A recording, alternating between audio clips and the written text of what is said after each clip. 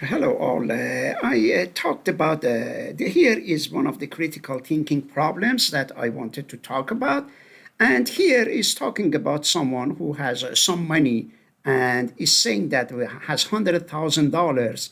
And is it feasible to invest? Yes, it is. That person can invest, 100,000. That's very straightforward. And if can that person invest in mutual fund? And if she does or he does, I think this is a family, Christy and Nathaniel. If they invested in mutual fund, what are the mutual funds? Those are the baskets of stocks. Let's say you buy a mutual fund for $100 from Schwab, from Fidelity.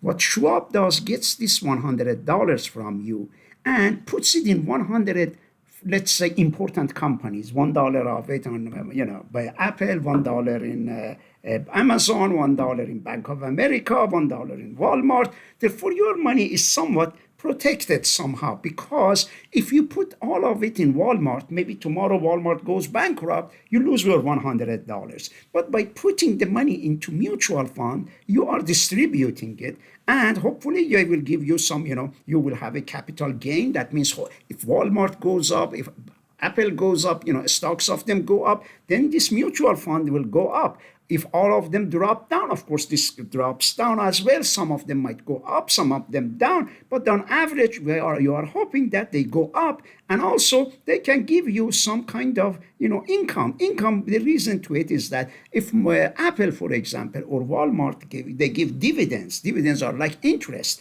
They send it to the Charles Schwab or send it to Fidelity or Vanguard, and then those profits, when they give that to them, they will invest it, for example, Charles Schwab for you. Therefore, here you will not only you will have hopefully capital gain, you will have income, and therefore that's the answer. And also, if they invest in stocks. Stocks are a kind of tech stocks have been great return, have had a great return in the past few years, particularly stocks like Amazon, Apple, and particularly recently Nvidia. In the past 5 years, one of the best companies, and now is valued at $5 trillion.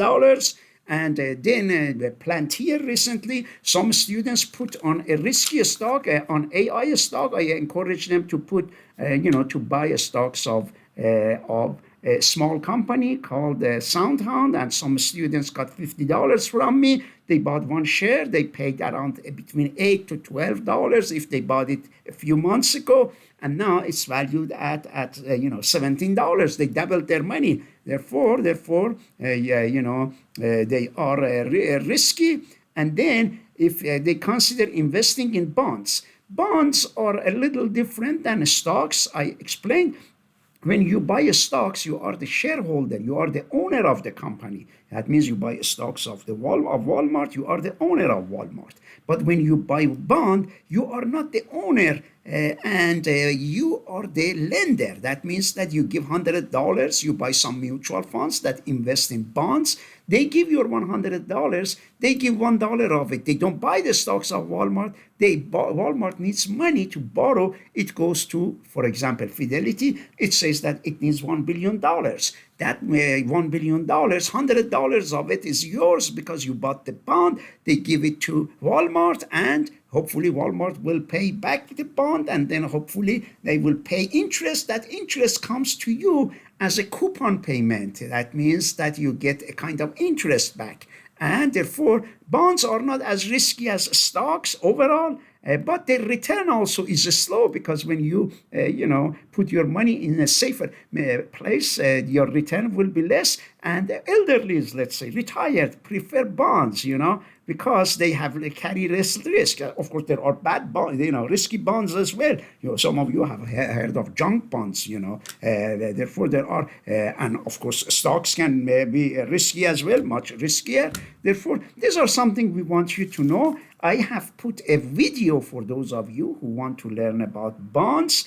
And I made this video last semester for the students who took business finance. But it is good to know about the bonds. As I said, sometimes, big time investors prefer, to put some of their money in bonds, some stocks. Let's say the retired people They like to put some of their money in stocks to make sure they have growth. They and some in bonds. So usually, our financial advisors have some kind of advice. They say if you are 50 years old, maybe 50% of your investment should be in bonds, 50% in stocks. When you are 60, maybe 60% in bonds, 40% in stocks, 70% in bonds, 30%. That means by you are reducing risk from stocks to bond, and that's the way the financial advisor advice. Of course, everybody's situation is different, but the more you know about it, the better it is. If you want to learn more, ask ChatGPT. Say, I don't understand the concept of bonds. Can you explain it to me?